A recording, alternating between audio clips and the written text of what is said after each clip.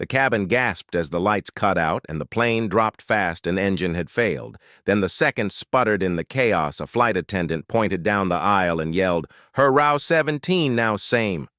A man scoffed, "What her?"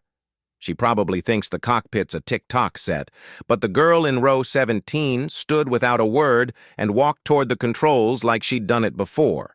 If you believe calm hands don't need loud voices, type row 17 ready below. Claire Avery, 26 years old, occupied window seat, 17A in complete anonymity. Her presence as unremarkable as her deliberately casual appearance. High-quality noise, Anselling headphones covered her ears while she maintained the half-closed eyes of someone either sleeping or deeply absorbed in meditation. To her fellow passengers, she appeared to be just another young traveler, possibly a graduate student or social media influencer who preferred quiet observation to constant digital engagement. Her wardrobe reinforced the impression of studied normally, an oversized university sweatshirt that concealed her athletic build, well-worn running shoes that suggested regular exercise, but nothing specialized, and complete absence of makeup or jewelry that might draw unwanted attention.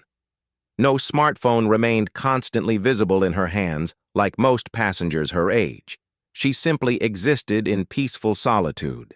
United Flight 847 had departed Denver International Airport precisely on schedule, bound for Raleigh-Durham, with weather conditions optimal for the 3-hour journey. The Boeing 737-800 carried 137 passengers and 6 crew members through routine flight operations that should have concluded without incident. Everything remained normal for exactly 52 minutes after takeoff.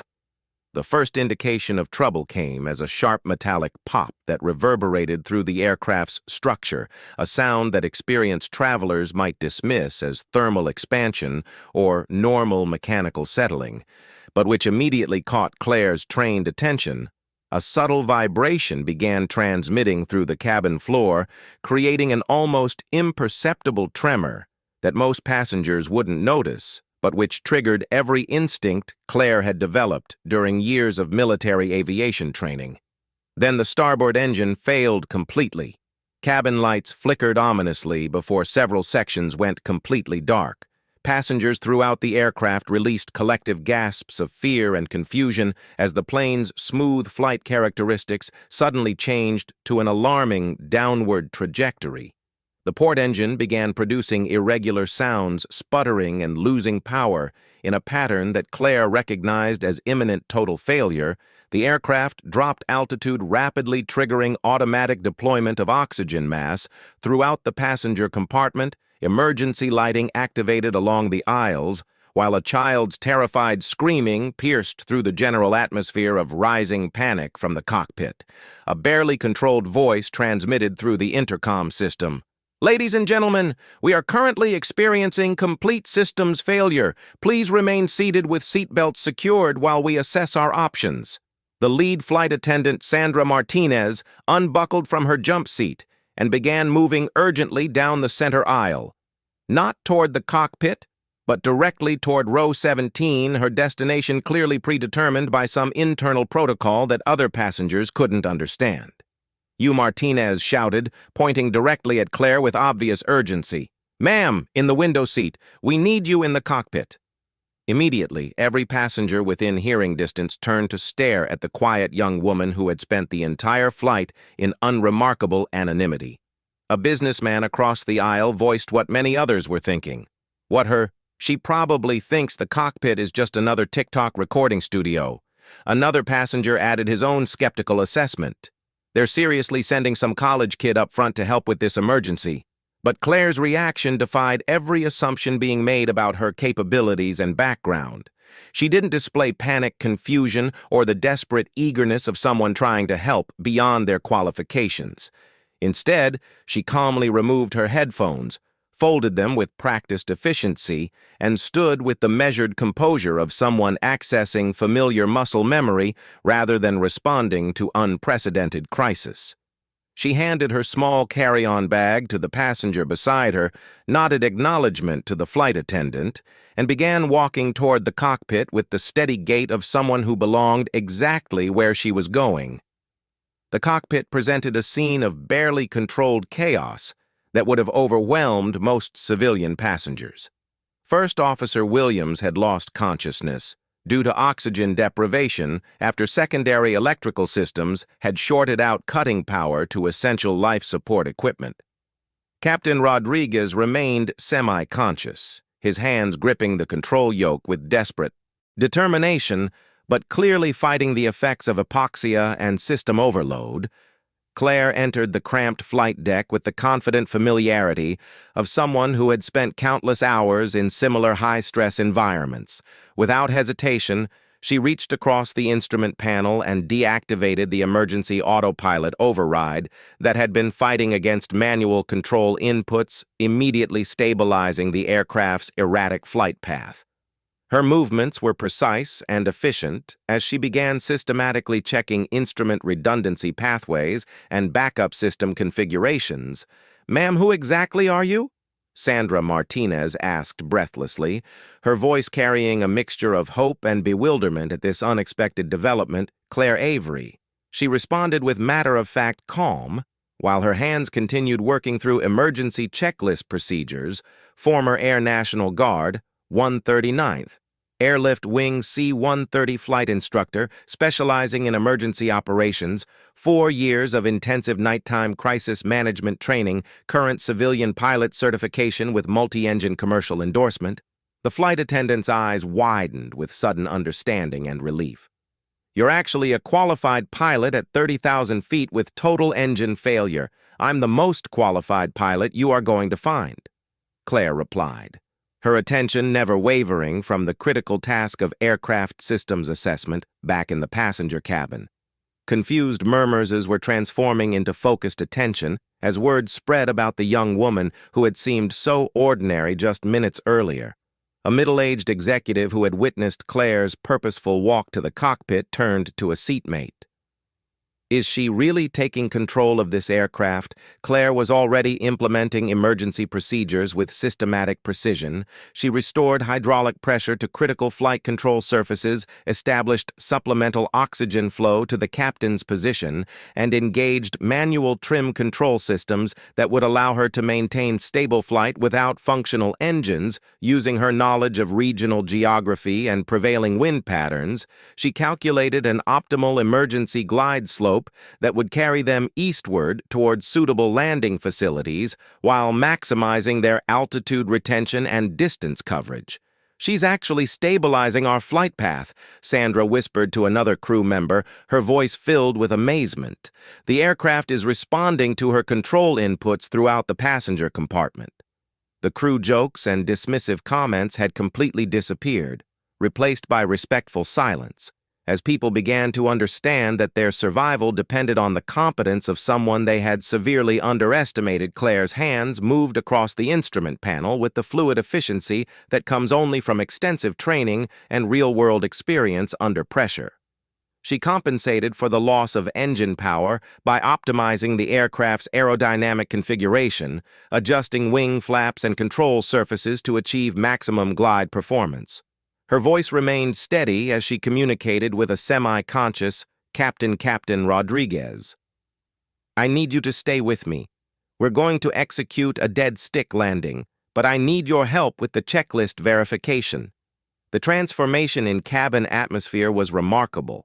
Passengers who had been on the verge of panic just minutes earlier now watched the cockpit area with quiet confidence, understanding that their emergency was being handled by someone whose qualifications extended far beyond anything they could have imagined.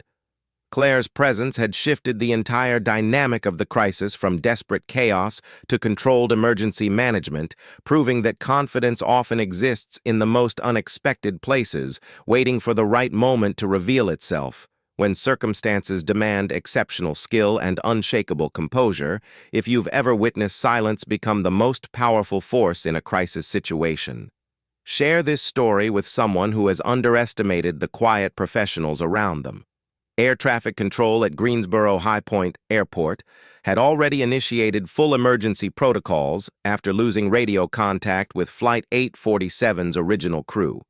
Emergency vehicles were positioning themselves along potential approach vectors, while controllers attempted to establish a communication with whoever might be managing the aircraft's emergency situation.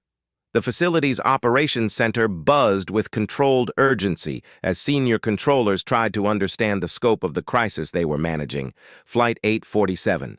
This is Greensboro Tower. We have lost contact with your flight crew. Please identify the person currently operating the aircraft and provide status update on your emergency situation.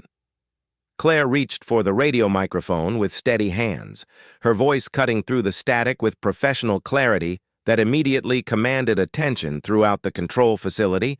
Greensboro Tower, this is Claire Avery, assuming pilot, and command responsibilities for Flight 847 due to crew incapacitation, aircraft experiencing complete dual-engine failure with partial systems functionality, remaining requesting emergency vectors and priority clearance for dead stick approach into Greensboro High Point Airport.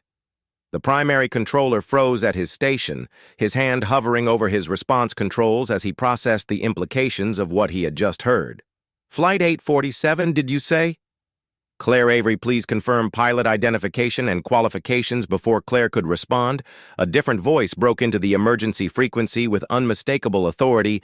Greensboro Tower, this is Commander Michael Blaine, 139th Airlift Wing Operations. Claire Avery is confirmed qualified for emergency command authority. Provide her with full cooperation and any assistance she requires. She has my complete authorization. A cue of the control terror fell into momentary silence as controllers processed this unprecedented intervention from Military Aviation Command.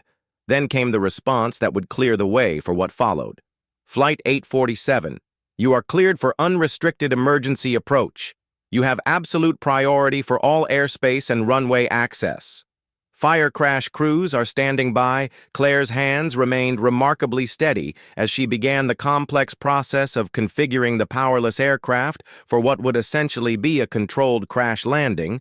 She manually adjusted flap settings to optimize lift-to-drag ratios, coordinated airspeed management, using only gravitational energy and calculated approach angles, using backup altimeter readings in visual reference points as the Greensboro High Point runway complex became visible through the cockpit windscreen. She turned toward Captain Rodriguez, who was struggling to maintain consciousness, but following her emergency procedures with professional recognition of her competence. Captain, we're bringing everyone home safely today. I need you to focus on breathing normally and trust that we're going to execute a textbook emergency landing. The aircraft's descent was masterfully controlled despite the complete absence of engine power. Claire used every principle of aerodynamics and energy management she had learned during years of military training, treating the powerless Boeing 737 like a massive glider that could be coaxed into a safe landing through precise manipulation of available control surfaces. The runway approached at exactly the optimal angle and airspeed that she had calculated for their aircraft weight and atmospheric conditions. Main landing gear contacted the runway surface at precisely 124 knots dead center of the runway center line with minimal vertical impact force that protected both aircraft structure and passenger safety. The aircraft rolled to a complete stop, using only aerodynamic braking and mechanical wheel friction, coming to rest approximately 2/3 down the runway length. Not a single passenger or crew member sustained injuries beyond minor stress-related symptoms the moment the aircraft's engines stopped and cabin doors were opened by ground crews. The tarmac filled with emergency responders, medical personnel, Federal Aviation Administration investigators, and media representatives who had monitored the emergency radio traffic, but remarkably no one approached CLA requesting identification, verification, or credentials documentation.